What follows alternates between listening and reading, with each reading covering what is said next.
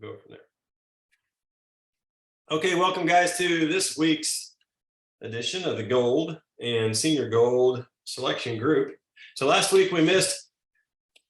I find myself in these situations where I volunteer myself for things, and I don't think through what happens if they say yes. So I like, yeah, I'll do that, and then they say, well, let's do it. So I ended up driving a bus last week for a soccer team up in Ohio. So anyway, I get myself in these situations often. So anyway, I thought I was going to be able to do the Zoom, and then I was driving a bus. So sorry about last week. However, we are here this week. We're going to get fired right back up and move forward. So let's get started. I want to hear, we've had 2 weeks since the last Zoom. So I'm just curious, how are things going? Are there victories? Was there a pullback because there was no Zoom last week? What's going on with you guys in your business and with your goals and with the goal sheets that you guys wrote out, your concise statement that you're reading twice a day? What's going on with all that? I'll go. Yep. So, my big goal, I haven't hit that yet, but small goals in the last couple of weeks were, I did maintain gold ranking, and I've maintained that ever since I hit it. So that's been 5 months. So I've enjoyed that $75 consistency fee, which they're not giving me this month. But I have enjoyed that. That's been nice. And then so far I've got one sign up that was yesterday, and I've got so many over the last couple months. They keep telling me, oh yeah, I want to do this thing, but they haven't done it yet. So I keep thinking, and I'm keep praying, and I keep asking and working with them. Are you ready yet? Are you ready yet? And they just haven't jumped in yet. So if it's this month, I'm gonna have a nice bonus check at the end of this month if they all come on at this month. But I feel good. Everything's going well, and I'm just plugging along, doing my thing. No, it's great. You mentioned a couple of things I want to touch on really fast. You said you haven't hit your big goals yet. I haven't either. So because even if you hit a big goal, you have to reset the goal, because maintaining, this is something my coach tells me about, whether it's with your physical body, whether it's in a relationship, whether it's with your finances or with your business, maintaining, like maintenance level, we're not called to maintain anything. Once you get to like a maintenance level of something, it's just kind of like, that's like hospice for whatever thing you're maintaining. Like you're just trying to be comfortable. We're not called to that. That's the interesting thing about success, or about a championship type mindset in light of anything, is like it doesn't end. It's like, I'm in this for however long, whether it's like I said, a relationship or whatever. It's like, there might be a season of rest or something, or a season of celebration or something, but you just keep resetting the goal and keep moving forward, right? So as far as big goal, I haven't hit mine yet. And so I have some big, scary goals that I personally cannot even, I have such big goals, like it would take God himself to come down and move things for it to happen. Like I can't physically even do them myself, but they're still my goals and dreams. And so, but that's not the one I have in front of me right now. Right now I have a specific goal I'm going for, but it's in line to those big goals that are down the road. So, as far as big goals, keep resetting the goal and just keep moving forward. Hey, Justin. Yeah. Yes. Oh, say, and like you're talking about the maintaining, and we're not made to maintain, but when I tell you I'm maintaining gold, that's still growing. Because within that month, you slip out of gold and you have to regroup to get back into the gold before the end of that month. So it's definitely not a stagnant maintain, it's a growing maintain. Right. And that's a good distinction. I'm glad you brought that up, because to maintain a rank does take work. So the idea of if you're wanting to maintain a rank, it's going to take effort, because people fall off, people quit, they turn off subscription, you have to keep adding. So you're still working. I guess that's not what I was, let me just clarify. That's not what I was thinking in light of maintaining, but like when I'm talking about maintaining, I'm talking about where you just sit back and just see everything's just going to go smooth. I'm not going to do anything, and it won't, it will die. Right. And so, but that's a good clarification. Thank you for bringing that up, because it does take work to maintain your rank. Or, if you're a boxer or something and you're the champion, if you want to stay champion, you're going to have to work. Like, you're not just going to sit back and enjoy the championship belt. Like, someone will take it from you. And so yes, maintaining is work, but we're not called, I guess, to comfort. We're not called just to sit back and just, back in 1972, man, I was whatever, county fair queen. Okay, great.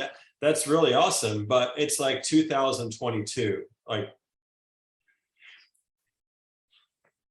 right. So like, we have to, that's 50 years. Okay. Like half of your life. What have you, that was awesome. But anyway, so moving on from that. So who else has what's been going on for you guys in the last couple of weeks with your business, with mindset, with your goals? Talk to us. I can share. I have hated in the past setting goals. I've avoided that because I feel like 90% of the time or more, I don't reach them, and it's discouraging. And it feels better if you don't set them, because then you don't fail. But I will say that since we went through the goal setting, and I did set my goals and then put action steps with it, that has really helped me over the past couple of weeks, 2-3 weeks, to have a focus, to know what I'm doing every day. So I'm not depending on my mood. I don't feel like working today, or I do feel like working today. I've got that list. I'm checking things off, working on it. I've been working on my mindset, and reached the point on Monday where I haven't, reach outs was probably the one thing that I was still struggling to keep up with. So I reached the point on Monday where it was like, I'm not going to think about all the things I think about before I do a reach out to someone. They're going to be upset. They're going to think I'm annoying them. They're going to think this, they're going to think that. I made myself shut everything down and wouldn't even think, and just did a bunch of reach outs. And I had, I think, 4 people respond. A couple said no, but then 2 said yes. So I signed up 2 different people. And then one of the gals, we signed her husband up underneath her, and she's going to try and go silver. So that was encouraging, but it's still hard. It's not that it's easy all of a sudden now, but I can kind of see when I push past the mind games, and I've been working on that a lot, that there is fruit there. One of the gals even told me when I reached out, she's like, I was just checking into doing a detox soon, so your timing was perfect. And she got the reset. Mm-hmm. So yeah, a couple things here. Timing. The timing piece is key for people. And so, and I think that's one reason why we need to be consistently talking with people, whether it's on the internet, whether it's on the phone, whether it's in person, whatever way you'd want to talk to people. It doesn't, I don't know that that matters, right? And Right. so this is why we just need to be consistent, is because timing is critical. And we don't get to choose when someone's ready or not. We just Right. get to choose when we share and who we share with. Mhm. And sometimes it surprises us, like, whoa, that person was ready. Or they'll Mhm. reach out to you, hey, I'm ready. Like, so it's really interesting on the timing piece and how critical it is. Also on the reset you mentioned. So someone is ready to do a detox or do a cleanse or reset, whatever. And I Mhm. think this reset thing that we have is incredible. I really didn't like it when it first came out. I thought this is a waste. 6 months, this thing will be in the trash. I was like, I just don't see it happening. And then I took it and drank the bone broth, and I was like, this is definitely going in the trash. Like, this is not going to work out. And now I've done it 3 times, and I like it better every time.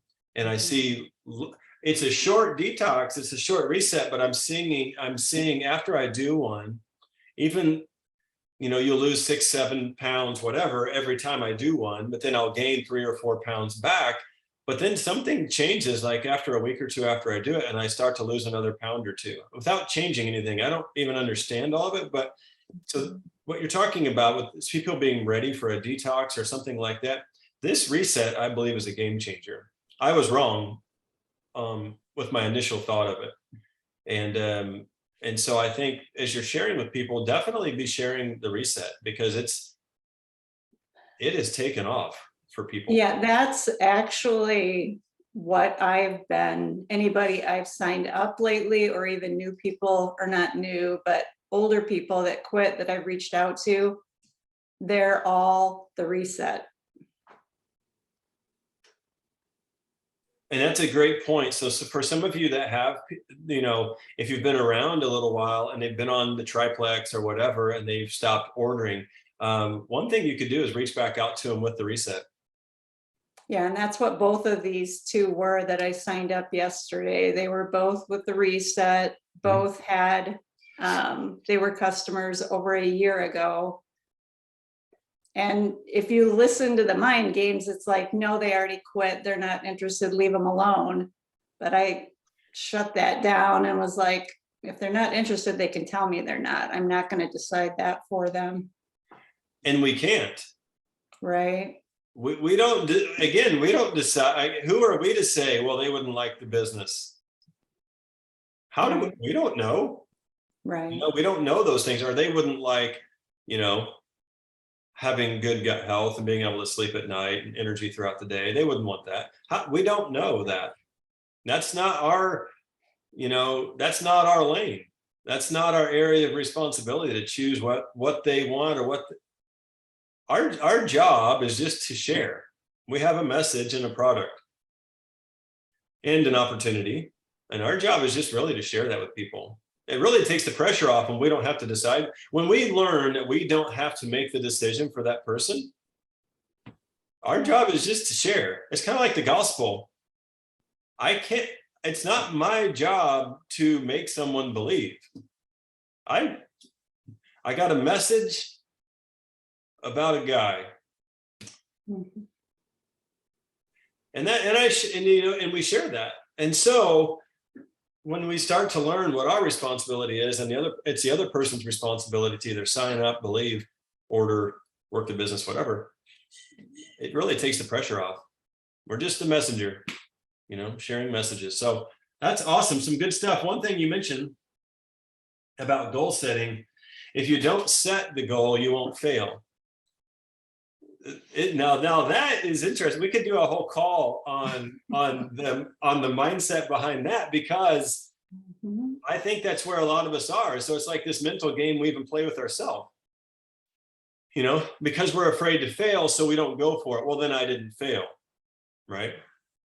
And you didn't fail, but yet I can say from experience, I don't feel good about myself because I know that I'm not doing my best. I'm a perfectionist, and if I Right. can't do it perfect, I don't want to do it. Right. So it still doesn't feel good, even though I didn't set a goal. Because deep down, it's like you're playing games here. You're not working up to what you're capable of. So it still doesn't feel good.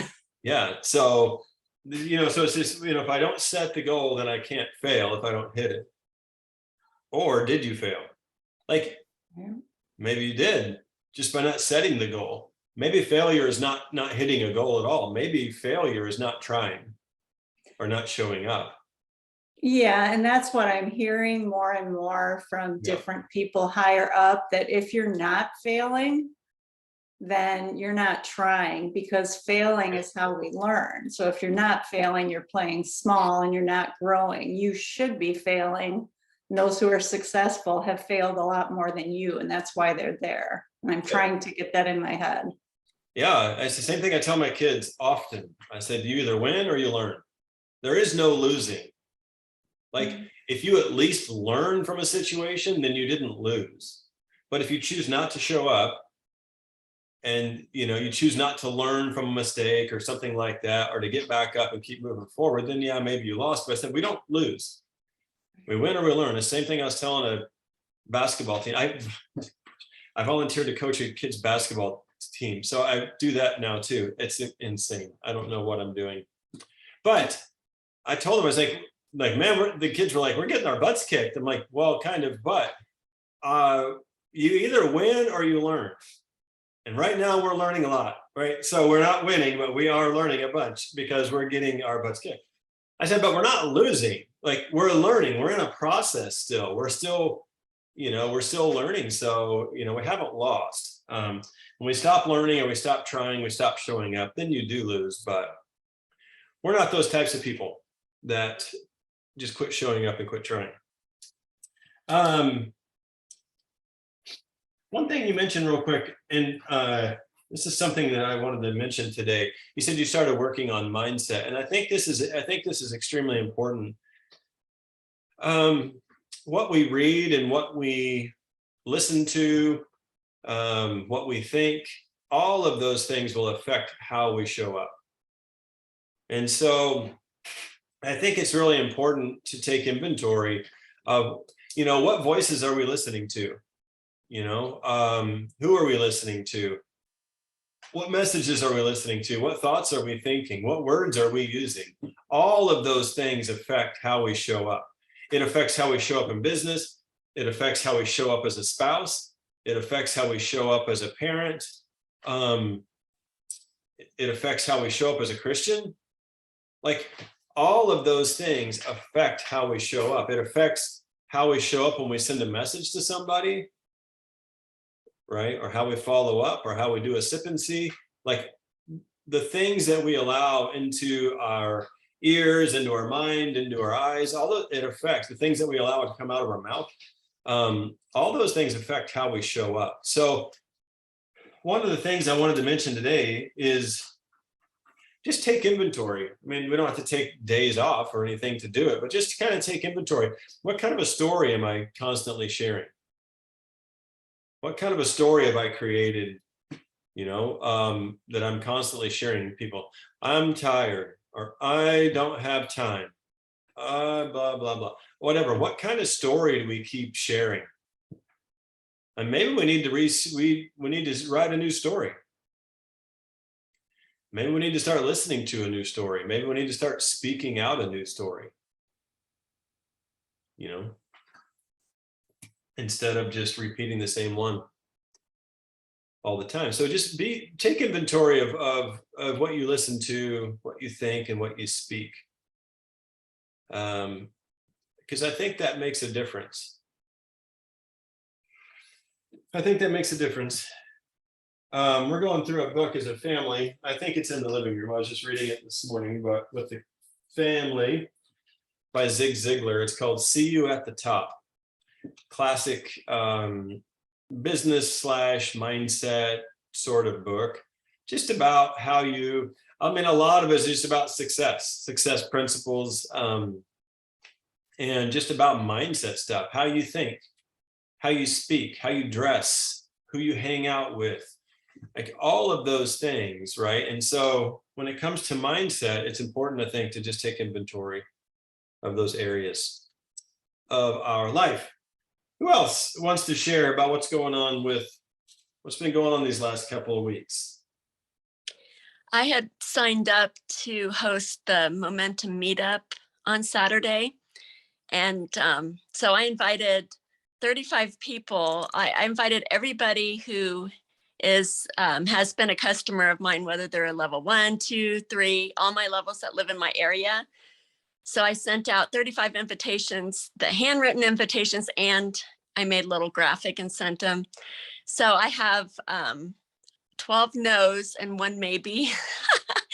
And the rest I haven't heard from, but I have a display all set up. I'm going to be making like a reset graphic, like a bulletin board with before and after pictures. And I'm going to be all ready and have everything set up. I'm going to be following up with people again. I've been following up with them again, but I'm actually really excited because I have all these ideas on a display and everything. And I'm going to get food and gift bags, and I have all this stuff planned. And I was thinking, well, if no one shows up, that's okay. I'm still going to do it and like watch it myself and stuff.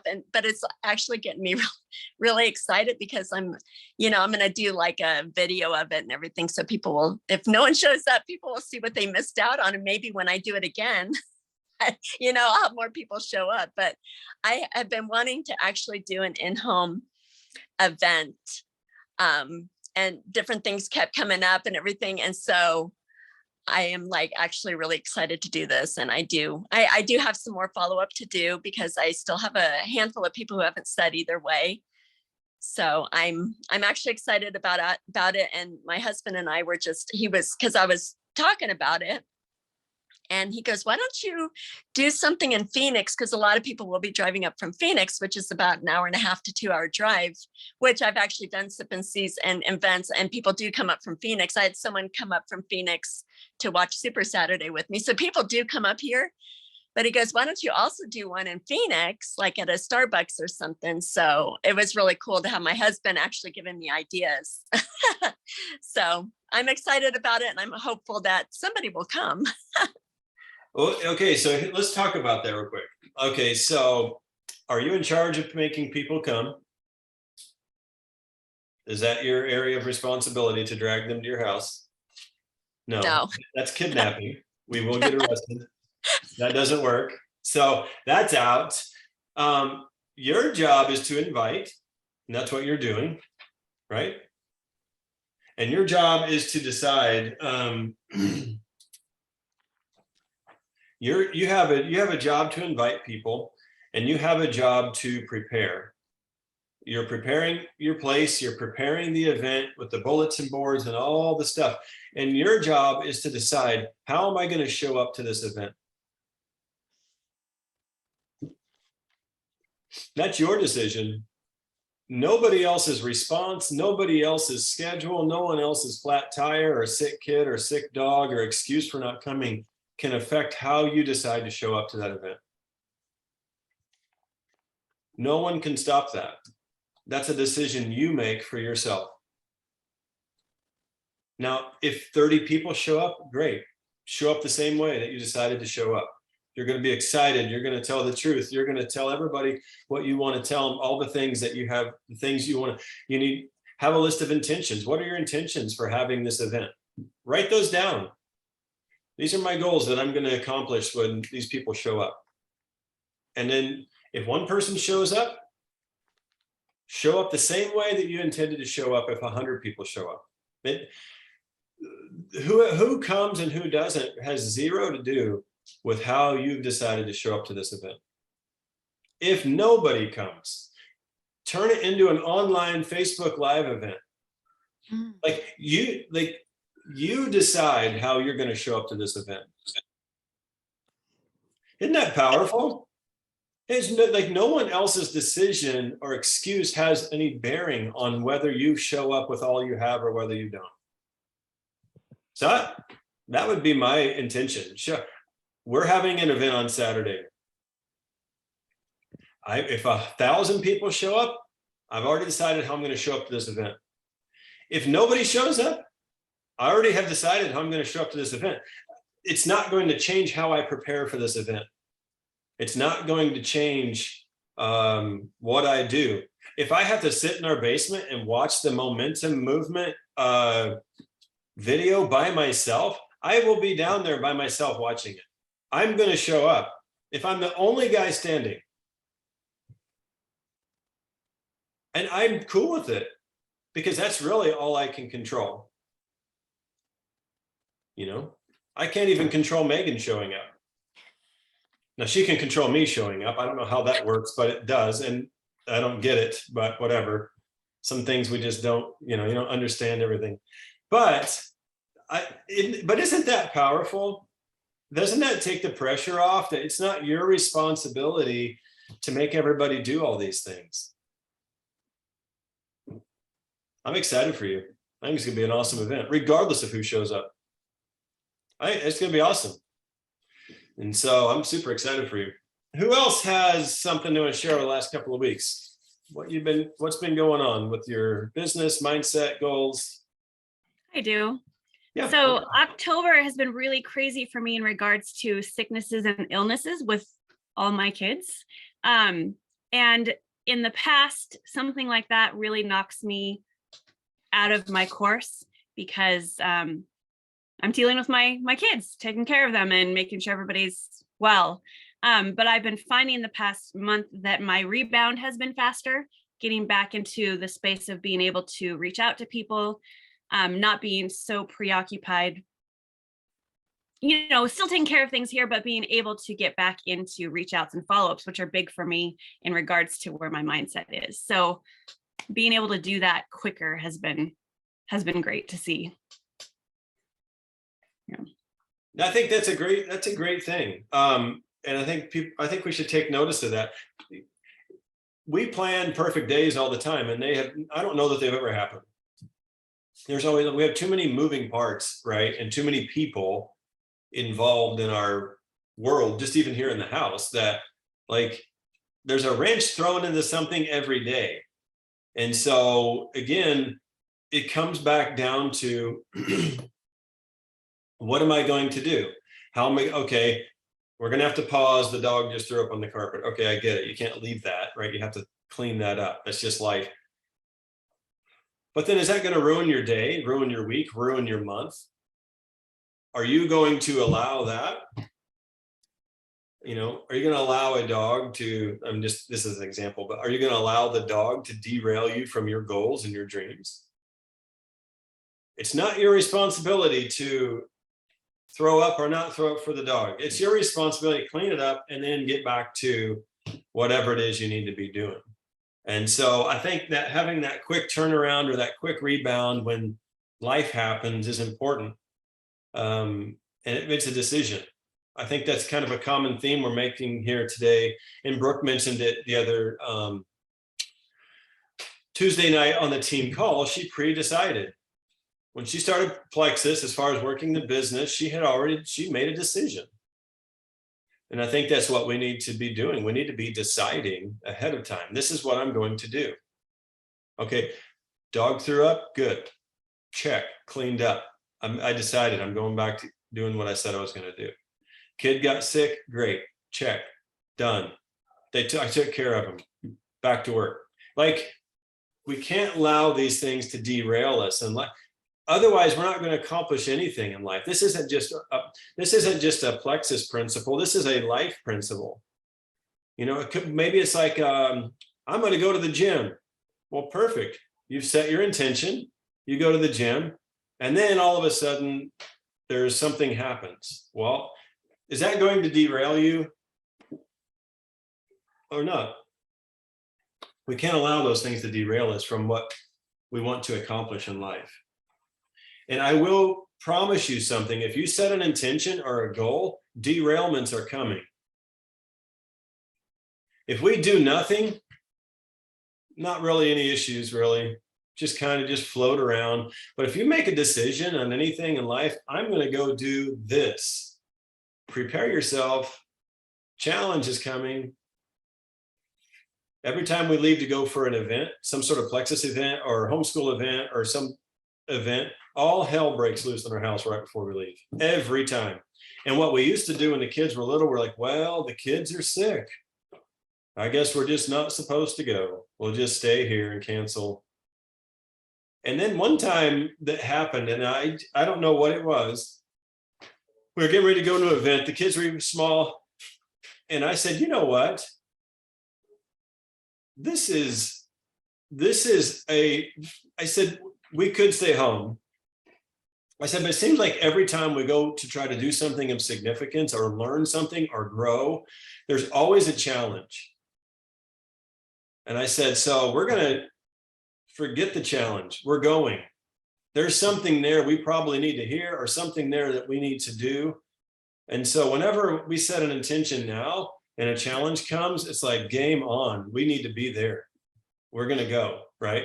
And so we don't back down when the challenges come now. Once we've made a goal, we push forward, and that I think has changed our life. So anyway, who else has something? What time we got? 11:30. Who else wants to share what's going on the last couple of weeks? Well, I try to avoid it, but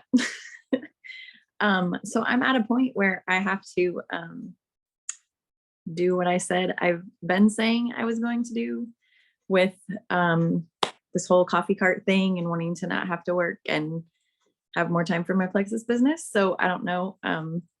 I fell and broke my ankle 2 weeks ago on Saturday. So Perfect. I'm not working. What's that? Perfect. Yeah. So I'm not working the coffee cart because that is not something I can do with a broken foot. So, I mean, literally like Saturday after I got back from urgent care, I was like, okay, Lord, this is where we are. Like, I've been saying it. I've been afraid to make a move. This is not how I would have chosen to do it, but here we are. I'm not working. The income would be super helpful. But, and I also have time because I spend a lot more time right here in this recliner because I've been putting it up and it's still super swollen and super sore. To be honest, I have not done extra or more than probably not even what I was doing before. So I do have that to work on. But like you said, the mindset thing of like, okay, this is not how I would have chosen to do it, but this is where I am. I have more time. I'm not working the other job. So now it's time to set those intentions and to do the things I've been saying I was going to do for a long time. What a great opportunity. So And the crazy thing is we ask, okay, Lord, show me what to do. All right, here you go. Like I don't know. It's great. I'm sorry about the ankle, obviously, but I'm just saying sometimes we get put in positions like, okay, here you go. Here's your opportunity. Take advantage of it. And so super excited for you. We'll pray for a quick healing though on the ankle. But I think that these things are good. These things are good. And it has to do with how we're going to view them. Are we going to, is it a setback? Yeah, it's a setback. This isn't what I had planned, right? But what do we do with it? What do we do with it? Again, you control what you can control. We don't control necessarily, not necessarily when an ankle breaks or when it doesn't break, or when a kid gets sick, it doesn't get sick, or when the tire goes flat, or when the dog throws up. Like, it's just life. And so we have to, you have to pause, you have to pivot real quick, take care of what you got to take care of, and we have to just get back at it. And so I think this is a great opportunity for you. And it's just time, it's a time to just decide, okay, I've asked what I should do. You completely took away the coffee cart for now. So I'm going to do this and just decide to do it. I'm excited for you. I really am. Let's see. We got some chats here. Kids puking on the couch. Yeah, we've been there. I have learned to like leather with children. Easier to wipe off. Let's see. Okay, cool. Who else has something they want to share with us? Anybody?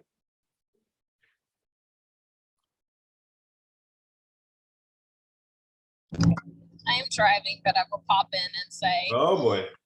learning to pivot. And if you hear the cat, it's because he's been to the vet. Long story. Anyway, this morning, I make brittle. I've been doing this craft fair with my brittle every year for the past, I don't know, 7-8 years now. And so I did a Walmart pickup order early this morning. Like, I was at Walmart at 7 a.m. order and got home, and I went to make the brittle, and I realized somewhere in the mix up last night of having to refresh the page and whatever else, some glitch kicked my wrong out of my cart, and I did not catch it last night when I submitted my order. And so I'm entering, and I was talking to a friend on the phone, and I'm like, well, I just had to pivot and redirect because, like, I don't have the peanuts that I thought I had to be able to finish, all of this. I'm going to make my coconut macadamia nut brittle instead. And as I caught myself saying that, it clicked in my head. I'm like, I have got to learn to do that better with my Plexus business, to pivot when things don't always go the way I think they should be going, or when things like there's some issue or whatever that crops up. And just because something happens doesn't mean I don't continue in the direction I'm going with just a little bit, of a change to my original plan, rather than crash and burn and say, well, the plan's not working. It clicked in my brain. I'm like, I'm going to have to learn to pivot when something doesn't go the way I thought it should go with a conversation or, with whatever. And so I don't know, it just really hit home this morning. I need to learn to pivot more.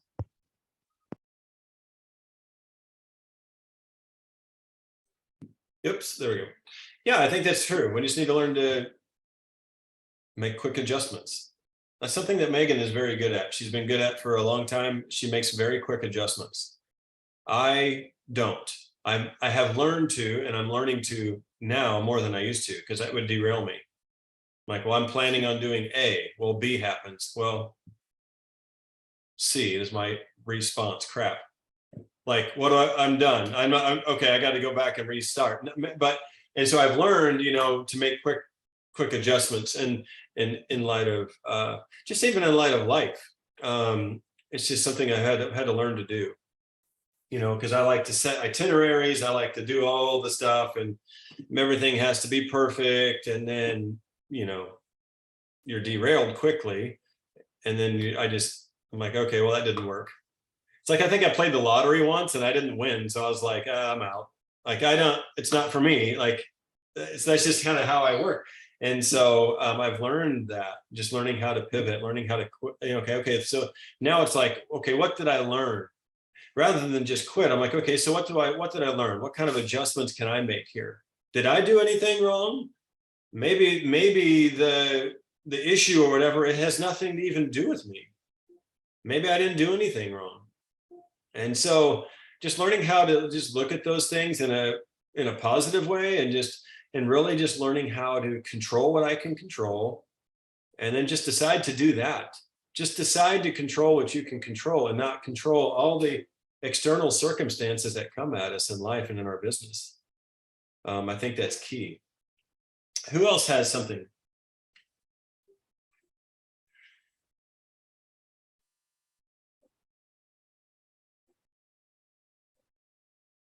Anybody? If not, I will share a story. So my own personal Plexus business, the Lord gave me some promises a few years ago. I don't think you can read it. Hopefully you can't. But anyway, this right here says promises on my whiteboard. This is where I put all my brain, and all my stuff is on this whiteboard. And these are some of the promises that God has given me in the last few years. One of them is this one here. This has to do with, I think, way in the future. It has nothing to do with plexus, but I'm underlining it right behind me right here. The Lord gave me that promise and then gave me a glimpse of that promise and then just took it away. And I don't understand all that, but I didn't do anything wrong. I think it's just a timing issue, but I think he gave me a glimpse of what's coming. And so now we have time to prepare for it. But some of these things back here have to do with my plexus business. One of them says, this is the path I have for you, take it. That's something that God gave me back in 2016 when I was still working road construction, and I was doing plexus at the time, and God said, hey, this is what I have for you, go for it. And I was like, oh man, I don't know. Plexus, like full-time. I mean, I like it and all, but I don't know. And so that was one promise he gave me, and I took it. And another one, I've seen two things. This is a couple years ago. I think this is even before we launched Plexus. This is before Plexus launched into Mexico. I felt like I saw Mexican families in our home in regards of plexus, high-ranking Mexican ambassadors in our house, and us ministering to them, not just in plexus, but in many different ways, just opening our home to them and ministering to them. And then I also have seen there's this bottom one here, I think. I have seen Mexican families in a crowd being on stage and then sharing plexus to crowds of people, but not like some network marketing events in Mexico are very flashy. You have the really fancy suits and all the stuff, but what I saw was families and being able to share plexus with Mexican families. And so anyway, I just wrote it down on my board, and I've had some of these promises and things I've seen written down for years now. And then we launched into Mexico in 2020. And so I went and started a team in Mexico through some connections I had. And then it was growing quickly. Like I had one girl that just almost went senior gold in 30 days. I think she was like 2 orders away. And the ability to grow fast is there, right? And their family relationships are extremely strong. Their desire for business opportunity is off the charts, like we don't have here. They're willing to work is insane. And they're not afraid of multi-level marketing businesses. They welcome them. So we started growing a team really fast. And I thought, man, this is great. Well, all of a sudden COVID happened, and it shut down a lot of the mailing system in Mexico. So people were paying for their products and then they weren't receiving products. So one thing I've learned about the Mexico market is this, and I had to pivot. I had to shift. This wasn't what I expected. I hadn't planned on COVID, right? Because at the beginning of all this stuff, they were talking silly. And that's when I told Megan, I said, we need to go to Mexico. She's like, well, no one's traveling. I said, exactly. Pivot. Let's fill the gap. There's a void. Let's take advantage of it. And we did. And it really started to work out till the shipping issues happened. So anyway, when all these external circumstances happened, we pivoted and we went for it. And it paid off until they weren't getting their products. And I learned in Mexico in that market that, one, the people are extremely easy to connect with. The Mexican people are extremely easy to connect with. But what I also learned is they will leave you in a heartbeat if they sense any sort of fraud or deception. And they did, because they were paying for their products, but they weren't getting them. And that senior gold, I think she went senior gold the next month, the beginning of her second month. And overnight, it went from senior gold to nothing. And so we had to make some adjustments. We tried to salvage what we could, but most of it was out of our control. And I had to, it's kind of like I had to, you think, well, I did something wrong, I'm a failure. You go through all those things as you're processing, right? And then I had to come to the conclusion, I did nothing wrong. These are everything that was within my control, I did. I flew down to meet with people. I flew down to do in-person events. I poured into the people I was responsible for. I did my job, but these external circumstances have come. So what am I going to do? You know? And so I backed off the Mexico market for a couple of years now. And just recently, see 2 weeks ago, we had a father-son camp here that we host every year. And for whatever reason, this city in Mexico just kept coming to mind. Monterrey, Mexico, Monterrey, Mexico, Monterrey, Mexico. And so I'm like, okay, I think maybe it's time to revisit this. I think it's time to revisit some of these promises and this Mexico market. And so I met a guy at the father-son camp, and he's like, he lives in Puerto Rico. He manages money for very wealthy families. A lot of wealthy families are moving to Puerto Rico. They're moving their businesses there because it has a really low corporate tax. So they're moving to Puerto Rico, and he helps manage all their money. And he's like, well, I'm friends with a guy in Puerto Rico. He's from Monterrey, Mexico, and he knows everybody. And so I was like, huh, perfect. So anyway, I've been chatting with him on LinkedIn, and I'm trying to connect with him. So hopefully soon, maybe I'll be doing one of these Zoom calls from Monterrey, Mexico. I'm hoping.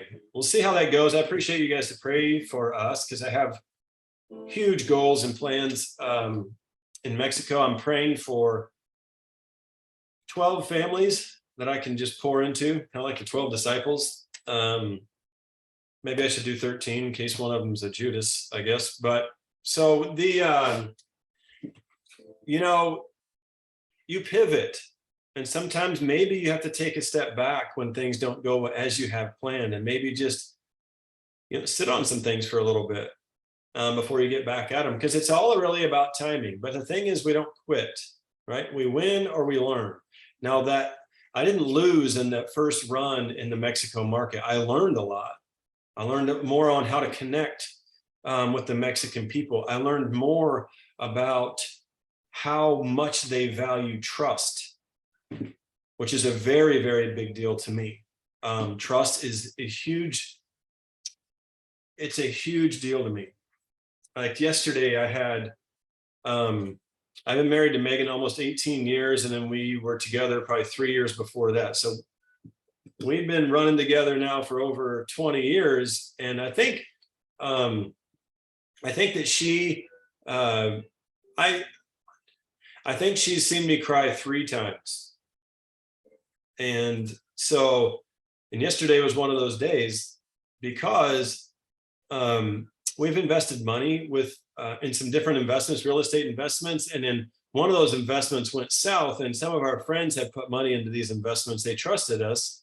I didn't do anything wrong, but I just broke down yesterday. She's like, you didn't do anything wrong. I'm like, no, but it's trust. It's like, it's everything to me. Like it's just huge to me. And so anyway, so just learning, and just as those things come in life, you know, you adjust, and you learn to pivot, right? And just take inventory. Did I do everything I was supposed to do? Am I responsible for this? You know, and just control what you can control. But so back to the trust thing, like the, you know, what I learned in the Mexico market is I learned about how important trust is in that market. I learned how important shipping is probably in that market, right? And so I've had some conversations with people who can make decisions on the shipping issues in Mexico, and they fired the last carrier, and now we have a new one. And now we have warehouses in Mexico, and now we're looking to be able to even make our own products in Mexico. Like, so there's a lot of things that are you know, that are changing. And so I feel like, to me, it's the timing issue, back to the timing piece we talked about. So that's how I'm shifting. And sometimes, again, before you shift or pivot, it's going to take some time. Think through things and process things, you know, before you get back after it. So anyway, that's a story. Are the shipping issues in Mexico resolved? Yes, they are. Again, they fired the last carrier. They fired the man that was in charge of Mexico and got rid of him. And they promoted some really good people in Mexico who are running a non-fraudulent operation. There was fraud involved when we first went into Mexico. Some of our diamond ambassadors involved as well. So that's all been resolved. You don't see those diamond ambassadors anymore. And the people in that were doing fraudulent things in Mexico have been removed from the premises. So a lot of good things there. So anyway, that's what I have. Anybody else have anything before we go? I'm super excited. Super excited. Anybody? No? Speaking of Mexico, Yes. I'm going to lunch this weekend with 2 Spanish-speaking friends that I've been talking about Plexus with. So I'm super excited and praying for more opportunity to chat with them, because I too have a desire to, move into the Mexican market. I have family there and I have friends who are Mexican, so it would be really great. So praying for that as well. I will pray for that as well. And so one thing is there's 2 different markets. So when you're talking about the Mexico market and the US Hispanic market, they're very closely connected, but they're 2 different markets with 2 different products. So the products that we have here in the US that the US Hispanic market can have are the same products that we order, right? Because it's a US based product. The products in Mexico are different. They don't have all the products we have, and some of them are slightly adjusted because there's just different rules and regulations in different countries. So the cool thing about a US Hispanic person is you can bridge the US market with the Mexican market with a US Hispanic person. Because the greatest, if you look at the statistics of Mexico, like the greatest industry that Mexico has, where they make most of their money from Mexico, is not in Mexico. It's from family members who are in the United States sending money back to Mexico. That is where most of the income comes from. Isn't that interesting? So one of the greatest connections you can have to the Mexico market might be at your local Mexican restaurant. You may not have to go to Mexico. The US Hispanic market may be your road into Mexico. You may never have to go to Mexico. Although I recommend going to Mexico because Mexico is awesome. It's one of my favorite places on the planet. I love going there. And so anyway, I'm just throwing that out there. And in your back office, in your virtual office, also, there's all the tools. We've covered it before on this call. All the tools that you need, all the Facebook groups, all the corporate office puts these calls on for us. Like we don't have to recreate the wheel. We can just plug people in to those calls. And I think we should. Our job is then just talking to people, plugging them in, talking to people, plugging them in, and let the corporate office do what they do. I think it's an awesome tool that we have at our disposal, but there's one on there for the US Hispanic market that's done in Spanish. There's also one on there for the Mexico market, which is done in Mexico, covering all the different rules and regulations in Mexico. So we have awesome tools available for us for that. So super excited for you, Alicia. My fear though with Mexico is this, is that because I just honestly believe that that my business will take off in light of this. That's just the expectation I have. But my fear is that I gain like 300 pounds because I like really, and then totally lose my health story because I really love Mexican food. It's my favorite food on the planet. And so pray for that. Pray for the cheese and all of the carbs that I love so much that it won't stick to my ribs as I'm doing these meetings. So anyway, I have got to go. Awesome call. Remember to learn to pivot, control what you can control, and decide how you're going to show up to stuff. Just make a decision beforehand. And super excited for you. Keep going through your goals, keep reading them out, keep doing the steps of action like Linda had talked about earlier. She hasn't liked to set goals in the past, but having the action steps there written out helps her to do those things on a consistent basis. So I encourage you guys to do the same. Also, if you need to reach out to me, feel free to reach out. You're not going to bother me.